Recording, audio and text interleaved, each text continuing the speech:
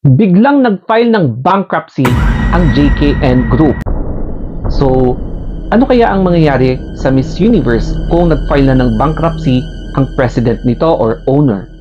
Hindi ito fake news ha. So, dito, kukunin natin yung statement na naisulat from Bloomberg. Tapos, meron pang mga ibang articles na business articles na talagang nagpapatunay na nag-file ng bankruptcy ang JKN. Correct me if I'm wrong dito ha. So, eto na nga, babasahin na natin. Bloomberg, JKN Global Group PCL, a Thai media company that owns Miss Universe beauty pageant brand, has petitioned for debt rehabilitation as it seeks to solve a liquidity crunch. JKN submitted the business rehabilitation request with Thailand's Central Bankruptcy Court on Wednesday. It said in an exchange filing. The company petitioned to adjust interest rates on existing debts and extend its debt repayment period and propose itself as a planner for the process. JKN, which bought the Miss Universe organization for $20 million last year, has delayed some payments for its bonds, citing global and domestic economic challenges. The company is seeking the bankruptcy proceeding even after some investors in September agreed to extend the payment of due bonds. The, the rehabilitation plan includes the request for extension of debt repayment and waiver of interest charges to enable JKN to generate income from operations to service all creditors, according to the statement. The company will also look for financial support from new investors or financial institutions. The plan will offer a guideline for the sale of non-productive assets to raise funds to pay creditors. Under the court's proceeding, the company can continue operating, which is a suitable solution to JKN's current liquidity problem. So it said, as of June 30, JKN had total liabilities of about 7.4 billion baht or equivalent to 209 millions in US dollars, almost half of which were owed to bond investors according to a filing. The stock dropped by the daily limit of 30% to a record low of 0.76 baht, extending this year's slump to 81%. Mapapaisip ka kasi, hala, paano nang eksena ni Michelle D sa El Salvador? Mapupurnada ba ang Miss Universe this year? O, di ba? Kaya ang daming naloka. Pero, ito naman ang statement ng JKN for Miss Universe. Ito na yung statement ng JKN Global Group. JKN Global Group has announced a plan to refinance our debt and rehabilitate our business. While our operating cash is intact and the company will continue to run operations as planned. This is a necessary step in our growth to ensure that our debt is repaid and the company remains financially healthy. Miss Universe organization, which is only one of our many business lines, is completely clean and will continue to operate as planned. We look forward to 3 fantastic broadcasts next week. No. So, yan ang statement niya, kaya wag nang mag-worry kung may magiging eksena ang Mixed Universe.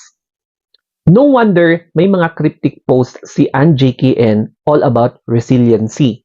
Kasi halatang cryptic post kasi mukhang meron siyang gustong sabihin. And ayun na nga, I think, pero I'm not sure and I am not concluding na baka may connection dito sa pag-file nila ng bankruptcy ng JKN Global Group. Kaya mukhang nag-emote ang auntie nyo, o di ba?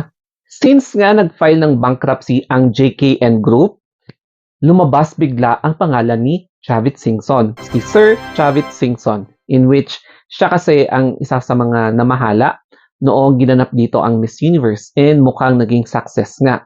Hindi lang para sa kanyang company, kundi para na rin sa tourism dito sa Pilipinas kasi bongga yung pag-heal ng Miss Universe dito.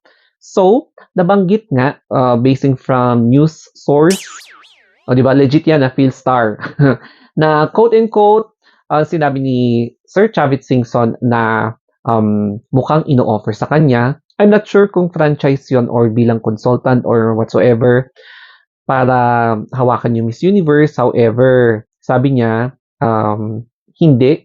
kasi matrabaho and at the same time, marami pa siyang inaasikaso doon sa business niya, mga daming business-related kineme.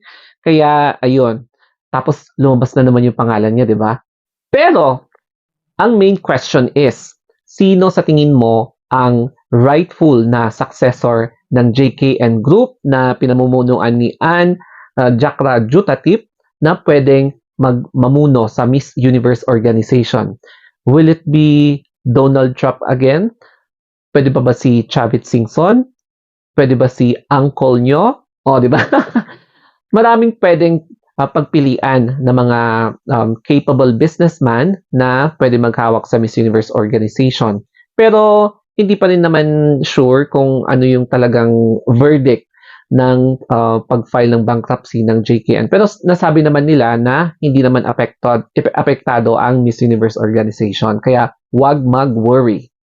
Speaking of experience, meron na talagang experience si Chavit Singson, lalong-lalo na sa pag-a-accommodate, pamamahala sa Miss Universe organization. So, kilala na niya yung mga key persons doon sa Miss Universe organization even before and JKN took over the organization. Kaya, yes, siya ang lumalabas na pangalan ngayon and I'm not sure kung anong magiging reaction niya since tinatag siya ng mga tao or yung meron siyang anak na kasama niya sa nag-accommodate sa Miss Universe dati, di ba? Kaya I'm not sure kung magre-react sila.